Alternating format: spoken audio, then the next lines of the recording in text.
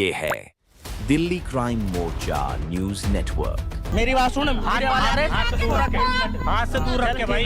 नहीं जोड़े दबा दो। ये देखो कैसे स्कूटी चढ़ा के, देखो स्कूटी चढ़ा के, स्कूटी का नंबर दिखाओ। स्कूटी चढ़ा के धक्के मार के भगा, ये देखो स्कूटी चढ़ा के धक्का मार के भगा ये व्यक्ति मुझे। पीछे हट जाओ, ये बिल्कुल पीछे। अभी आप देख लो किस प्रकार लोगों ने यहाँ पर घेर लिया है। मैंने जो कहा कि मेरे को बचाइए सर आकर यहाँ पर, उसके लिए मुझे यहाँ पर 5-6 घंटे बिठा कर रखा गया और कई चीज़ें हुई हैं जो मैं ऑन कैमरा तो भी नहीं बोलूँगा, लेकिन समय के साथ अगर मेरी कंप्लेंट पर सुनवाई नहीं होगी तो मैं ज़रूर उस चीज़ को लेकर कहीं ना कहीं चीज़ों को बोलूँगा। अब देखिए अभी भी जो है इधर देखिए इस तरीके से अभी भी जो है ये वीडियोग्राफी चल रही है। अभी भी मुझे डराने धमकाने का कहीं ना कहीं प्रयास इस तरीके से किया जा रहा है लोगों के माध्यम से। नालियों में तेजाब का पानी, तेजाब का यूज करते हैं, खुले ड्रामों में अचार खड़ा के जब बेचते हैं। अगर आप अचार के डिब्बे में हफ्ता 10 दिन तक स्टील की चम्मच भी रख दोगे ना, अगर वो भी ना गले, जब बता देना इतना खतरनाक अचार खा रहे हो। यहाँ पे खड़ा भी नहीं रहा जाता बिल्कुल, इतनी गंदी बदबू मारती है कि ये नहीं जाके भाग जाओ यहाँ के। ये देखो क्या केमिकल का पानी चल रहा है, कितने बुरी तरीके के, और पूरे दिन रात गाड़ी आती रहती है इनकी। इतनी जहरीली गैस निकलती है कि जब नालियों में पानी छोड़ते हैं तो ये मान लो अगर कोई आग पास में 3-4 बार तो नालियों में भी आग लग चुकी है। अचार की फैक्ट्री की वजह से मेरे ऊपर भी यही दबाव बनाया जा रहा है कि आप भी मकान बेच के कहीं और शिफ्ट हो जाओ। रिहायशी एरिया है ये, रिहायशी एरिया में ये अलाउड नहीं होती है, और ये ना कोई फूड लाइसेंस वगैरह इनके पास। तो अचार आप चाव से खाते हैं, आखिरकार क्या आपको पता है वो अचार में कौन कौन से केमिकल डलते हैं? क्या किसी अधिकारी ने आज तक कोई जांच पड़ताल की? क्या किसी एजेंसी ने आज तक कोई रेड मार के उसका कोई टेस्टिंग किया? थाने में जी ये रिस्पॉन्स रहता है कि वो तो 40-50 घर हैं, गरीब आदमी है, उनका काम चल रहा है, तुम को अपना इसको बेच के और कहीं चले जाओ, क्यों गरीब आदमियों को वो कर रहे हो? हमारे को कोई ऐतराज नहीं है किसी के काम धाम के, लेकिन परेशान मत करो किसी को जाके ये नालियों में केमिकल का पानी छोड़ते हो, इससे बहुत परेशानी आती है। जो गंदी गाली मैं यहाँ पे बोल नहीं सकता, इनने गंदी गालियाँ दे के टॉर्चर किया गया था मेरे को। किसके माध्यम से? ये जी स्टाफ के माध्यम से किया गया था, पुलिस के स्टाफ के माध्यम? आज दिल्ली पुलिस के स्टाफ के माध्यम से किया गया था। जो ये लोकल अचार की फैक्ट्रियाँ हैं जी, मैं इनकी कह रहा हूँ बहुत ज़्यादा खतरनाक तेजाब वगैरह इस्तेमाल करते हैं। मैं एमसीडी के कमिश्नर से ये दरख्वास्त करना चाहता हूँ कि अगर आप तक अब खबर नहीं पहुंचे तो आप जागिए। आपके डिपार्टमेंट के नीचे जितने भी ये लोग हैं, ये सिर्फ पैसों के भूखे हैं, और पैसों के भूखे दम पर ये किसी का कत्ल भी करवा सकते हैं। नमस्कार, जय हिंद दर्शकों। पहले आप ये वीडियो देखिए। मेरी बात सुन, हाथ से दूर रख, हाथ से दूर रख के भाई। नहीं जोड़े दबा दो। ये देखो कैसे स्कूटी चढ़ा के, देखो स्कूटी चढ़ा के, स्कूटी का नंबर दिखाओ। स्कूटी चढ़ा के धक्के मार के भगा, ये देखो स्कूटी चढ़ा के धक्का मार के भगा ये व्यक्ति मुझे। पीछे हट जाओ, ये बिल्कुल पीछे। अभी आप देख लो किस प्रकार लोगों ने यहाँ पर घेर लिया है। आपने देखा किस प्रकार कुछ लोग मुझसे उलझते हुए नजर आ रहे हैं, कुछ लोग मुझे मारने का प्रयास कर रहे हैं, कुछ लोग मुझे गालियां दे रहे हैं, और इसके नीचे न जाने कितने कमेंट आए मेरे खिलाफ कि मैं इन लोगों से पैसे मांगने गया था, मैं इन लोगों से उगाई करने के लिए गया था। ये तमाम मंचों पर मुझे कई बार ये बातें कह दी गई हैं। आज दिल्ली क्राइम मोर्चा आपको उन जिन लोगों ने ये पूरे आरोप लगाए, जिन लोगों ने ये बातें कही, उनके खिलाफ जो शिकायत करता था, जिनकी शिकायत के खिलाफ मैं उस जगह पर पहुंचा था, वो आज हमारे सामने पेश होने वाले हैं। और अगर आप राजधानी दिल्ली में या दिल्ली के किसी भी क्षेत्र में और दिल्ली से बाहर भी आप बड़े चाव से अचार खाते हैं, तो आपको सावधान हो जाने की आवश्यकता है। आपको समझने की आवश्यकता है कि आखिरकार आचार कैसे तैयार किए जाते हैं, आचार को बनाया कैसे जाता है, और आचार की फैक्ट्रियों से जो गंदा पानी निकलता है वो कहां जाता है। आप समझिए, एक व्यक्ति जो पिछले 4 महीने से लगातार राजधानी दिल्ली के तमाम डिपार्टमेंट्स, विशेषकर दिल्ली पुलिस अमन विहार थाने को कई कंप्लेन कर चुका है, विशेषकर आउटर डीसीपी में कई बार चक्कर लगा चुका है, विशेषकर ज्वाइंट सीपी में कई बार जा चुका है, विशेषकर एमसीडी में कई बार जा चुका है, एसडीएम ऑफिस में कई बार जा चुका है। इसके अलावा दिल्ली के बड़े बड़े अधिकारियों तक उसने अपनी पहुंच बना ली, कंप्लेन कर दी, लेकिन आज तक उस कंप्लेन पर एक भी सुनवाई नहीं हुई। फूड डिपार्टमेंट के अधिकारी आते हैं, ना जाने शाम होते ही क्या मामला बन जाता है कि फूड डिपार्टमेंट के अधिकारी सैंपल लेते हैं, चेक करते हैं, लेकिन आज तक उस सैंपल का कोई रिजल्ट नहीं आया। तो आप समझिए, आज मैं आपके सामने वो तमाम सबूत के साथ उस व्यक्ति को प्रस्तुत करने जा रहा हूं जिसका वादा दिल्ली क्राइम मोर्चा ने कई बार अपने खबरों के माध्यम से किया है कि बहुत जल्द जो आचार की फैक्ट्री वाला मुद्दा था उसके ऊपर जो करप्शन के आरोप हमारे ऊपर लग रहे थे, हमें पुलिस ये कह रही थी कि तुम वहां पर उगाही करने के लिए गए थे, मेरे को थाने के अंदर बिठा के लगभग 4 से 5 घंटे रखा था और मुझे जबरदस्ती ब्लैकमेलर बनाने का प्रयास किया गया था। उस व्यक्ति को जबरदस्ती ब्लैकमेलर बनाने का प्रयास किया गया था। उस थाने के अंदर उस व्यक्ति को जबरदस्ती मां बहन की गालियां दी गई थी। आखिरकार उस पर क्या होता है, आज उन सारे मुद्दों पर बात करते हैं, जानते हैं आखिरकार उनको क्यों कहा जा रहा है कि अगर आपको जीवित रहना है तो आप इस मकान को, इस क्षेत्र को छोड़कर चले जाइए। अगर आपको परेशानी है तो आप इस मकान को छोड़कर चले जाइए। जो जिस देश में संविधान हो, जिस देश में संविधान ये कहता हो कि अगर कोई व्यक्ति बहुत पीड़ित है, अगर वो बहुत बड़ा अपराधी है, तब भी उसके परिवार को उतना अधिकार है जितना सामान्य इंसानों का होता है, लेकिन उसके बावजूद उस व्यक्ति की आखिरकार क्यों नहीं सुनी जा रही है। तो आज तमाम इन मुद्दों पर बात करने वाले हैं। आइए उनसे जुड़ते हैं, जानते हैं कि आखिरकार उनको कैसी मजबूरन आन पड़ी कि आज 4 महीने के बाद वो फिर से मीडिया चैनल पर आए, फिर से अपनी बात उन्होंने रखने का प्रयास किया है। आइए बात करता हूँ। क्या नाम है आपका? राम राम जी, मेरा नाम विक्की खैरावत है जी। मैंने ये मान लो इतनी बार कंप्लेंट दी है, करीबन 50 महकमे में डीएसपी। मेरे को पहले ये बताइए वहां पर समस्या क्या है वास्तव में? सर वहाँ पे अचार के अवैध फैक्ट्रियाँ चलती हैं, गली के अंदर ही है, अपने मकानों में बना रखे उन्होंने। ये रिहायशी एरिया है या वहां पर फैक्ट्री एरिया है? नेरिया इसी एरिया है जी। और परेशानी ये है, गली है 20 फुट की, ये बड़ी बड़ी गाड़ियाँ गली के अंदर ही लेके आते हैं दिन रात। ठीक है, कितने बजे रात में? कोई टाइम नहीं होता जी। आजादपुर मंडी से गाड़ी आती है, करीबन कई बार तो 3-4 गाड़ी लगातार जाती रहती है। तो इसमें क्या कच्चा माल आता है? सारे कच्चा माल आता है जी, पूरी रात। किस तरह की सब्जियां आती हैं? ये जी गाजर होगी, मिर्च होगी, सीजन के हिसाब से जैसा सीजन चलता है ऐसे ही वो आता है। तो एक बड़ी बड़ी ट्रक भर भर के आते हैं? बड़े ट्रक भर के आते हैं, जिनसे ये मान लो हॉर्न बजाते हैं। रात को किसी के घर के सामने हॉर्न बजाओगे तो परेशानी होगी या नहीं होगी? रात को 2 बजे, 3 बजे, 4 बजे, 3 बजे 4 बजे ऐसे गाड़ी आती रहती है उनकी। कोई टाइमिंग नहीं है उनकी? कोई टाइमिंग नहीं है। अच्छा, ये अचार की फैक्ट्री कब से चल रही है आपके एरिया में? ये जी कम के कम हो गया जी, इसको 32 साल हो गए। 32 साल? हाँ, कम के। जब ये शुरू में स्टार्ट हुई थी, आप वहाँ के निवासी हैं, वहाँ के स्थानीय हैं आप? मेरे को जी पहले यहाँ पे परिवार रहता था, यहाँ पे थी इनकी एक फैक्ट्री। अब धीरे धीरे इन्होंने अचार की फैक्ट्रियाँ कर लिया 8। पहले ये पानी छोड़ते रहे ड्रमों में, अब ये खुला पानी छोड़ने लग गए नालियों में। जैसे ये मान लो हमारे फैमिली में वाइफ को भी, बच्चों को भी गंभीर बीमारियाँ हो चुकी हैं। गले में किस तरह की बीमारियाँ? अस्थमा हो गया, सांस लेने में दिक्कत होगी, गले में टॉन्सिल वगैरह हो रखे हैं लड़के के 2। तो ये मतलब सारा पानी के कारण ही हो रहा है? जैसे जी गर्मी आती है वहाँ पे खड़ा भी नहीं रहा जाता, इन्हें गंदी स्मेल मारती है। गली वालों का जीना आराम कर रखा है इन्होंने। तो आप ही गली वालों में से एक क्यों है? बाकी लोग भी तो है ना, उनको भी दिक्कत है, इलाके की दिक्कत है। बाकी लोग भी बोलते हैं जी, उनको जाके डराया धमकाया जाता है। बाकी तो लोग भी बोलते हैं। डराना धमकाना इतना ज्यादा महत्वपूर्ण हो गया कि लोगों का स्वास्थ्य खराब हो रहा है, किडनियां, आप कह रहे हैं कि आपके इस बच्चे की स्किन प्रॉब्लम है? हाँ जी, मेरे बच्चे का तो ये मान लो ऑपरेशन बता रखा है, फिर भी मैं करीबन 8 साल हो गए मेरे को इलाज करवाते, इनको समझाया भी, लेकिन ये मान लो कोई समाधान नहीं निकल रहा। तो ये इलाज करवाया, डॉक्टर ने क्या बताया उसमें क्यों हुआ? डॉक्टर ने यही बताया कि जैसे ये बीमारियां फैलती हैं, सांस लेते हो आप तो यहाँ से दूर चले जाओ या अपना कहीं खेतों में वो ले लो। लेकिन मैंने इनको कई बार ये भी समझाया, मगर या पानी छोड़ दो, अपना घर पे टैंकर बनवा लो नीचे, लेकिन कोई समाधान नहीं। मैंने ये किस तरह का पानी छोड़ते हैं? ये जी केमिकल, जैसे उसको गलाते हैं ना अचार को, केमिकल का पानी होता है इसमें, गलाने के लिए केमिकल होता है। किस तरह के केमिकल यूज करते हैं, आपको कोई जानकारी? सर ये पता नहीं क्या क्या केमिकल मिलाए जाते हैं और क्या एसिडों के गलाया जाता है पहले तो इनको। और ये मार्केट में सर इतना कह रहा हूँ, जो मार्केट में अचार मिलता है 400-500 रुपए किलो मिलता है अचार, और इनका अचार 45 या 50 रुपए किलो होगा। और मैं इनके देखने वालों को यही कहना चाहता हूँ कि अगर आप अचार के डिब्बे में हफ्ता 10 दिन तक स्टील की चम्मच भी रख दोगे ना, अगर वो भी ना गले, जब बता देना इतना खतरनाक अचार खा रहे हो। अचार के डिब्बे में अगर मैंने स्टील की चम्मच रख दी तो वो गल सकती है? गल सकती है।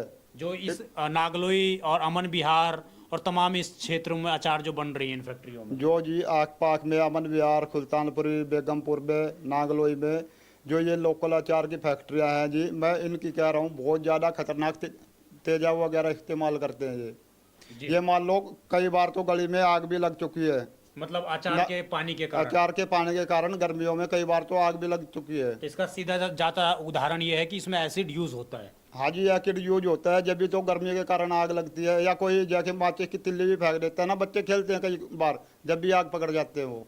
मैं तो ये कहता हूँ जो ये वीडियो देख रहे हैं ना और कमेंट करेंगे, एक बार आके आप खुद वहाँ पे खड़े होके ये देखें कि हाँ सही है या झूठ है। किस जगह पर आना चाहिए उनको ये चीज अमन अमन विहार किरखना प्रधान वाला रोड अचार वाली गली में, एक बार वहाँ पे खड़े रहोगे तो आप खुद ये करोगे कि अचार की बदबू कैसी आती है। वहाँ पे खड़ा नहीं रहा जाता इंसान पे।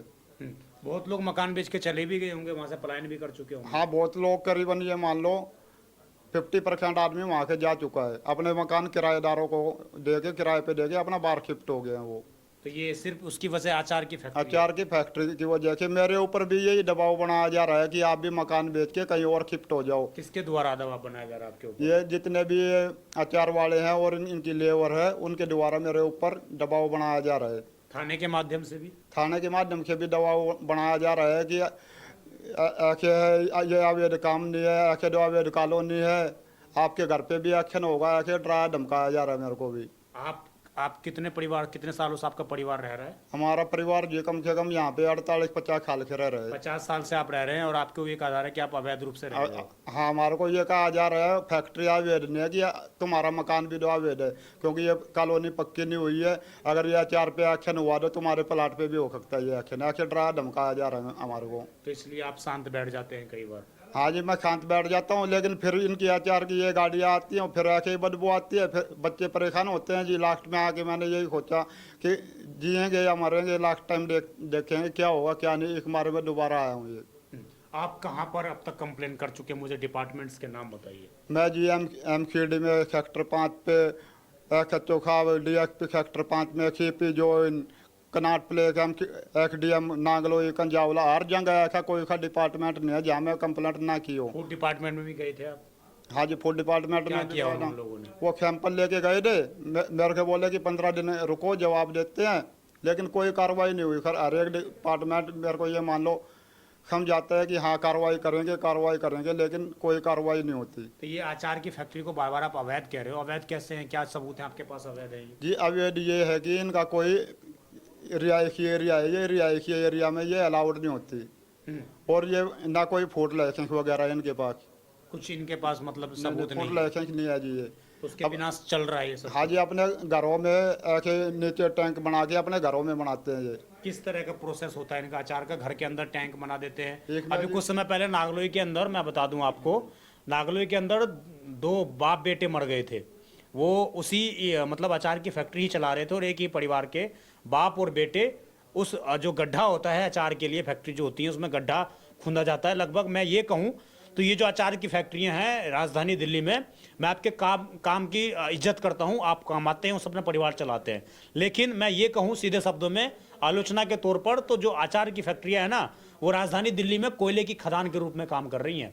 जैसे कोयले के खदान होते हैं ना बड़े, झारखंड चले जाइए, बिहार, इस तरह के तमाम राज्यों में चले जाइए, तो उसी प्रकार के खदान राजधानी दिल्ली में अचार की फैक्ट्रियां हैं। ये उस तरीके से गड्ढे खोद कर, कितने फुट का गड्ढा होता है करीब? ये करीबन जी 15 से 20 फुट का गड्ढा होता है, और नीचे जीना लगा के और ऐसे पन्नी पहन के वहाँ पे पैरों के कुचला जाता है अचार।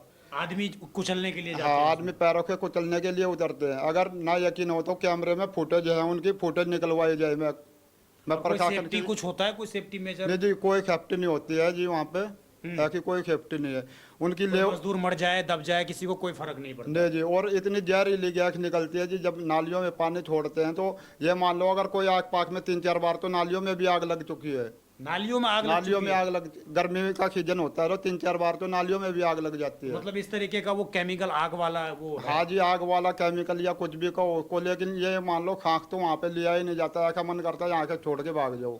आपके ऊपर ये आरोप लगे, मेरे ऊपर भी आरोप लगे कि मैं पैसे उगाही करता हूँ। क्या मैं पैसे उगाही, मैंने आपसे कोई डिमांड की थी? नहीं जी, आपने भी मेरे पास कोई डिमांड नहीं करी, और दूसरी चीज मेरे ऊपर भी ये इंजाम लगे हैं कि पैसा मांग रहा हूँ।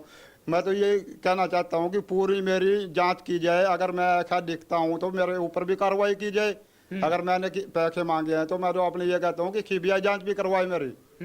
अगर मैं ऐसा दिखता हूँ, पूरा मोहल्ला ये बता दिया कि कैसे परिवार के हूँ, आज तक मैंने किसी पे 1 रुपया तक तो लिया नहीं है कि मैं फिरौती मांगूंगा क्या? क्या विजय ठाकुर ने आपसे पैसे मांगे? जी जो वीडियो वायरल हुई जिसमें मारपीट मेरे साथ करने की कोशिश की गई, क्या विजय ठाकुर ने आपसे पैसे मांगे? आप कंप्लेन करने, आपने मुझे कंप्लेन की थी, मैंने आपसे पैसे मांगे क्या? नहीं जी, मेरे को ये रुपया नहीं मांगा जी। क्या मेरे चैनल के माध्यम से आपसे पैसे की डिमांड की गई थी? नहीं जी, कोई डिमांड नहीं है। झूठे आरोप आप पे भी लगे थे और मेरे ऊपर भी लगाए गए हैं। मैं तो यही कहूँगा, अगर आपको डाउट है तो सीबीआई जांच करवाने के लिए मैं तैयार हूँ इस चीज़ में। अब ये फैक्ट्रियां चल रही हैं, आपने मीडिया में भी बयान दिया, हमारे चैनल पर आपने और भी चैनल को आपने बुलाया, क्या उसके बाद कोई सुनवाई हुई? क्या एक्शन होता है? थाने में जाते हैं, क्या बोलते हैं, क्या आपको मतलब रिस्पॉन्स किस तरीके का मिलता है? थाने में जी यही रिस्पॉन्स रहता है कि वो तो 40-50 घर हैं, गरीब आदमी है, उनका काम चल रहा है, तुम एक हो, अपना इसको बेच के और कहीं चले जाओ, क्यों गरीब आदमियों को वो कर रहे हो? मतलब वो अगर कैंसर फैला रहे हैं, वो अगर गंदा पानी छोड़ रहे हैं तो छोड़ने दो। हाँ जी, यही बात हुई थी। मेरे पास खारे सबूत हैं जी, मेरे फ़ोन में खारे सबूत हैं। अगर कोई जांच करना चाहिए तो मैं आपको खारे सबूत दे के जाऊँगा जी। मेरे को ये भी बात हुई, आप बेच के चले जाओ, उनको हम समझाएंगे। ये अवैध फैक्ट्री दो, अवैध तो ये कॉलोनियाँ भी हैं कि दो, आपका घर भी टूटेगा। डिसाइड पुलिस करेगी कि मतलब कॉलोनी अवैध है या नहीं है। हाँ जी, मेरे को ये कहा गया कि ये अवैध कॉलोनियाँ। एमसीडी में गया हूँ, एमसीडी में एक महकमा शिखर नाम से जी, वो बार बार मैं शिखर जी से कंप्लेंट करता हूँ तो ये मान लो ये इनके पास फ़ोन कर देता है। उनके मेरी लड़ाई भी हुई है शिखर जी से, बाकायदा मैं आपको वीडियो दिखाऊंगा, उसमें मैंने कंप्लेंट भेजता हूँ उनके पास। मगर शिखर जी ये देखो, एमसीडी में है वो, 217 नंबर में बैठते हैं कि शिखर जी ये देखो वीडियो पानी आ रहा है, वो आ रहा है। उन्होंने ब्लॉक भी कर दिया मेरे को, कोई एमसीडी में भी कोई सुनवाई नहीं है। आपको ही ब्लॉक कर दिया? उल्टा हाँ जी, ब्लॉक कर दिया, ब्लॉक ही कर दिया। तो किस तरह आप चाहते हैं कि कैसी कार्रवाई होनी चाहिए? मैं जी यही चाहता हूँ कि कार्रवाई ऐसी होनी चाहिए। आदमी गरीब आदमी है, ये भी अपना काम करे, लेबर है, हम किसी के काम पे वो निकलना चाहते, काम करो लेकिन तरीके से करो। जो ये पानियाँ छोड़ते हैं इसको बंद किया जाए, और जो ये गाड़ियाँ आती हैं इनको गाड़ियों के अपना छोटी रिक्शा वगैरह या किसी भी साधन के अपना काम कर सकते हैं। हमारा को कोई ऐतराज़ नहीं है किसी के काम दाम के, लेकिन परेशान मत करो किसी को। जैसे ये नालियों में केमिकल का पानी छोड़ते हो, इससे बहुत परेशानी आती है। और ये रात को गाड़ियाँ आती हैं, दिन में गाड़ी आती हैं, बड़े बड़े ट्रक, इनसे परेशानी है हमारे को, किसी के काम की कोई परेशानी नहीं है जी। जिस तरीके से वीडियो सोशल मीडिया पर वायरल हुई थी, हाँ जी, मुझे जिस तरीके से चीज़ें बोली गई, मेरे को लेकर, मैं चूंकि पता नहीं मुझे, लेकिन मेरे को लेकर बड़ा चीज़ें कही गई सोशल मीडिया पर। आप भी देख रहे होंगे कि ये तो कहीं भी माइक लेकर पहुंच जाता है, 2 रुपये ले का माइक है, कहीं भी ये लोग इस तरीके से कर देते हैं। तो ऐसे लोगों को आपको क्या कहना है? क्या बिना किसी, हम कहें तो उस कंप्लेन के मैं पहुंचा था, आपने कंप्लेन की थी तभी तो मैं गया आपके पास। हाँ जी, मैंने कंप्लेंट की थी आपके। और ये जी आपके नहीं, जो भी मेरे साथ में आते हैं मैं बुलाता हूँ, सबके साथ ही ऐसा व्यवहार करते हैं। आप वीडियो चलाई होगी आपने, उसमें भी देख सकते हैं। करीबन ये एक ही परिवार के रहते हैं। जो जैसे ये लेबर होती है, इनकी पूरी लेबर आ जाती है लड़ने के लिए, इस हमारे गली में कोई नहीं बोलता है इनके जी, पूरी लेबर ही नहीं गिरती है। आप डीसीपी ऑफिस कभी गए हो, आउटर डीसीपी? हाँ जी, मैं गया हूँ, आउटर डीसीपी भी गया हूँ, लेकिन ये कोई सुनवाई नहीं होती, मिलने नहीं दिया जाता? मिलने नहीं दिया जाता जी। और मैं लिखता में भी कंप्लेंट लेके आया हूँ, उसका भी जवाब नहीं। आपको क्या लगता है कि कुछ इनकी सेटिंग भी है ऊपर तक? हाँ जी, अगर कोई कार्रवाई नहीं हो रही तो जी ये सेटिंग ये आप भी समझ सकते हो, कोई भी समझ सकता है। अगर कोई कार्रवाई नहीं हो रही है किसी इंसान की, जो 4 महीने से परेशान हो रहा है, तो सेटिंगबाजी होगी। इससे पहले भी आपकी कभी लड़ाई हुई इनसे? नहीं जी, इसके पहले कुछ नहीं हुई, खाली एक छोटी की वो हुई थी, और वो भी ऐसे ही गाड़ी की टक्कर लगने से हुई थी। उसके बावजूद ये आप लड़ाई लड़ रहे हैं या आप अपने बच्चों के भविष्य के लिए लड़ रहे हैं कि भाई मेरा बच्चा कल को बीमार हो जाए, उसको कुछ हो जाए, वो मर जाएगा और उसकी वजह रहेगी अचार की फैक्ट्रियां, आप उसने लड़ रहे हैं? मैं जी अपने बच्चों के लिए लड़ रहा हूँ, क्योंकि इतनी बीमारियाँ हो चुकी है मेरे बच्चों के, और घरवाले के, वाइफ के भी अस्थमा की दिक्कत है, जो कि मैं 8 साल के 8 दिन के वो दिखा सकता हूँ। हर एक हफ्ते दवाई दिलवाने जाता हूँ मैं, और वो सिर्फ ये अचार की फैक्ट्री की मैं पूरा रिकॉर्ड दिखा सकता हूँ, 8 साल का मेरे बच्चे का भी और वाइफ का भी, जो अस्थमा की दिक्कत और गले की टॉन्सिल वगैरह हो चुकी है, और धीरे धीरे ये बड़े वाले लड़के के भी होने लगी है। पुलिस ये कहती है, पुलिस ने मुझे भी कहा कि आप कभी इस इलाके में रिपोर्टिंग करने के लिए मत आइएगा, आप कभी इस इलाके में दिखिएगा मत। तो क्या मैं कुछ गलत काम कर रहा था उस टाइम पर? नहीं जी, क्या रिपोर्टिंग करना, आप भी देख सकते हो जी, क्या रिपोर्टिंग करना या सच्चाई दिखाना गलत चीज़ है या नहीं है, ये चीज़ बताओ आप। अगर ऐसे कहोगे तो कोई तो खत दिखाएगा ही नहीं जी। तो देखिए, ये थे हमारे साथ, और ये पिछले 4 महीने से, आज कुछ डॉक्यूमेंट्स तो नहीं लाए है, लेकिन स्क्रीन पर मैं आपको तमाम डॉक्यूमेंट्स दिखा रहा हूँ। उसमें साफ तौर से आप तमाम कंप्लेंट्स देख रहे होंगे, लगातार जो विजुअल चल रहे हैं। और पिछले 3-4 महीने से लगातार ये मुझे सारी चीज़ें इन्फॉर्म कर रहे थे, लेकिन मैं भी सोच रहा था कि डिपार्टमेंट इनकी बात सुनेगा, डिपार्टमेंट इन पर कार्रवाई करेगा, लेकिन सब कुछ ढाक के 3 पात वाली स्थिति है। आप समझिए आखिरकार ऐसा क्यों किया जा रहा है। जब पुलिस को कंप्लेन जो करता है उसी को थाने में क्यों बिठा कर रखा जाता है। इनको आपके साथ बदतमीजी भी की गई थी, आपके परिवार को गाली भी दी गई थी। हाँ जी, बदतमीजियाँ भी की गई थी, और जो गंदी गाली मैं यहाँ पे बोल नहीं सकता, इन्हें गंदी गंदी गालियाँ दे के टॉर्चर किया गया था मेरे को। किसके माध्यम से? ये जी स्टाफ के माध्यम से किया गया था मेरे को। दिल्ली पुलिस के स्टाफ के माध्यम? हाँ जी, दिल्ली पुलिस के स्टाफ के माध्यम से किया गया था। बहुत ज़्यादा टॉर्चर ऐसा कर दिया था कि आप आगे थाने में जाओगे तो ये मान लो डरोगे थाने में। तो आपने कंप्लेन क्यों नहीं करी फिर आगे उस चीज़ की? मैंने जी ये अगर कैमरे में रिकॉर्डिंग के लिए भी निकलवा सकते हो, अगर मैं अगले दिन भी गया था, लेकिन कोई सुनवाई नहीं हुई। ये कहते हैं कि आपके फ़ोन पे मैसेज आ जाएगा, कंप्लेंट ले लेते हैं, ये बोलते हैं कंप्लेंट नंबर फ़ोन पे आ जाएगा, लेकिन कुछ नहीं आता जी। मेरे सामने की बात है, दर्शकों, बड़ी जिम्मेदारी से मैं कह रहा हूँ, पुलिस का सम्मान करते हुए कह रहा हूँ कि एक उच्च अधिकारी थे, उन्होंने मेरे सामने, मैं भी था, इनको जो है माँ बहन की तक की गालियाँ दी गई थी थाने के अंदर। आप समझिए किस तरीके से, किस उम्मीद के साथ एक आम आदमी थाने के अंदर जाता है। और मैं ये चीज़ गवाह के तौर पर कह सकता हूँ, मैं समझता हूँ आउटर डीसीपी विक्रम सिंह जी को इन चीज़ों पर ध्यान देना चाहिए। आप अभी नए नए आए हैं, लेकिन आपको मालूम होना चाहिए कि आखिरकार आपके निचले स्तर में जो अधिकारी काम करते हैं वो किस तरह के बिहेविंग करते हैं। हम हर अधिकारी का सम्मान करते हैं, लेकिन इसका मतलब ये नहीं होता कि कोई अधिकारी आपकी माँ बहन को गालियाँ दे। लेकिन इनके साथ वो चीज़ें हो चुकी हैं और ये दुख दर्द ये आज हमें बता रहे हैं। तो आप समझिए किस प्रकार की ये स्थिति है और कैसे डिपार्टमेंट्स कैसे काम करते हैं, कैसे आप किसी अवैध चीज़ या किसी भी के खिलाफ आप आवाज़ उठाते हैं तो कैसे आपके साथ चीज़ें की जाती हैं, कैसे आपको डराया जाता है, कैसे आपको धमकाया जाता है। ये तमाम सबूत इन्होंने आज पेश किए हैं। और आपसे भी निवेदन मैं करना चाहता हूँ, अगर ये खबर आप देख रहे हैं आप शेयर करिए, आला अधिकारी तक पहुँचाइए, जिससे कि इस खबर का असर हो और इनको इंसाफ मिल सके। जिस इलाके में ये रह रहे हैं वहाँ पर शुद्ध इनको हवा मिले, ये इनका अधिकार है, ये इनका मौलिक अधिकार है। ये मैं और आप नहीं कह रहे, ये संविधान कह रहा है, ये भारत का संविधान कह रहा है कि जितना अधिकार सामने वालों का है उतना ही अधिकार जो कंप्लेनर है उसको भी है। तो आखिरकार इनकी सुनवाई क्यों नहीं की जा रही? इनके बच्चों को अगर कैंसर, इनके बच्चों को अगर गले में प्रॉब्लम, इनके बच्चे को, इनकी बीबी को अगर अस्थमा हो रहा है तो उसकी सुनवाई क्यों नहीं की जा रही?